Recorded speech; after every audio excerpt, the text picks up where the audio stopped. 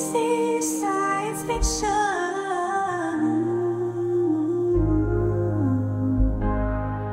A ficção científica é um gênero que faz muito sucesso e não é de hoje.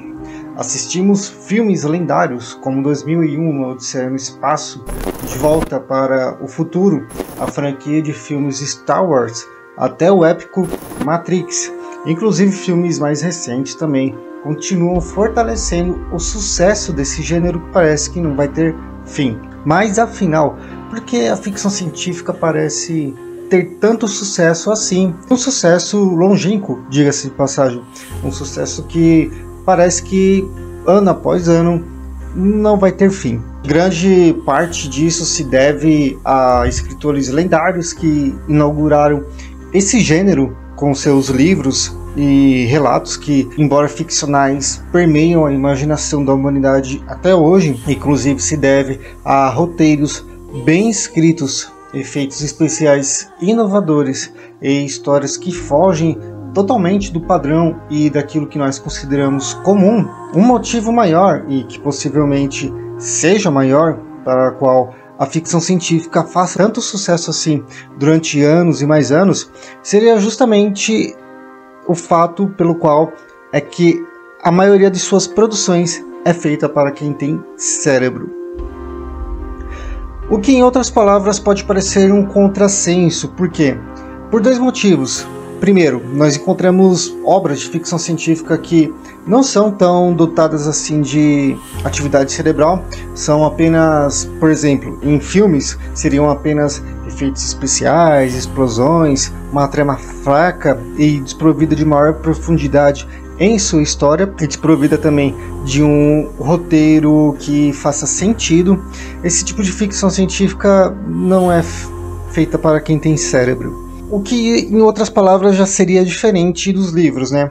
Dificilmente vamos encontrar um livro de ficção científica que é superficial, que é raso e que não é dotado de uma boa história para ser consumida. No campo das séries, nós já podemos encontrar também obras sci-fi mais superficiais, que visam apenas seguir alguma modinha para render algum dinheiro e deixar de lado, assim, a possível profundidade que ela poderia oferecer em sua própria história. Mas, pelo menos quando falamos em clássicos, pelo menos quando falamos em filmes que estouraram nas bilheterias, e pelo menos quando falamos de obras mais recentes, por exemplo, como Duna, que já pode ser considerado o início de uma saga épica nos cinemas, nós estamos falando de produções então que são feitas para quem tem cérebro. E antes eu falei que era um contrassenso, e isso se deve também pelo fato de que o que faz sucesso, pelo menos facilmente aquilo que faz sucesso e que viraliza rápido hoje em dia, não é feito para quem tem cérebro, é feito para quem gosta de consumir um conteúdo mais superficial e raso, e que não é feito para quem pensa muito. Acho que deu para entender, né?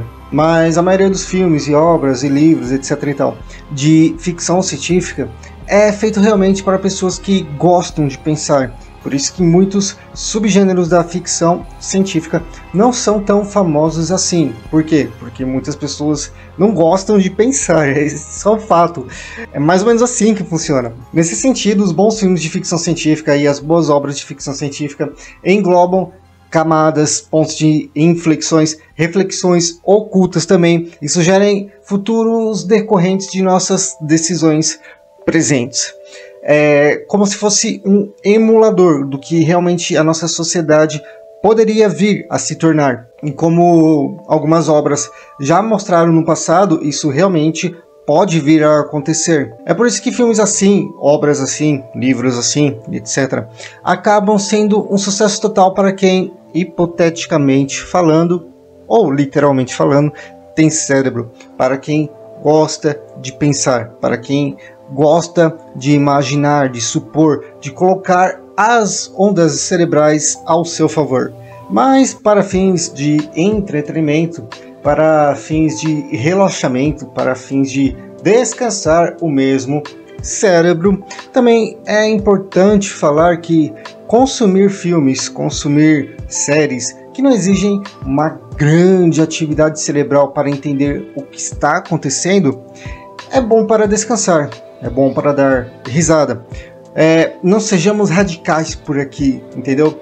Não vamos discriminar todos os tipos de obra, mas é bom evidenciar que a ficção científica funciona para quem tem cérebro.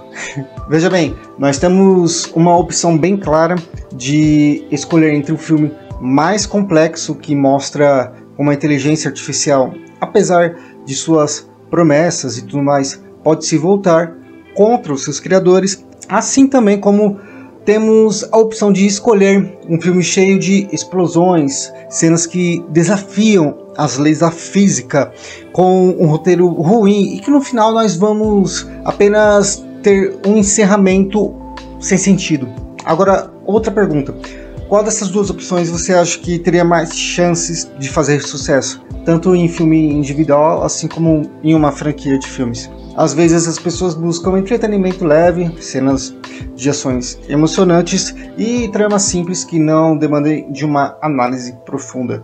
E ok, tudo bem com isso. Enfim, cada tipo de filme tem o seu devido lugar e o sucesso muitas vezes está ligado a essa capacidade de atender às expectativas e necessidades de seu público-alvo. Mas se você é viciado no gênero de ficção científica, então provavelmente significa que você faz bom uso de sua atividade cerebral.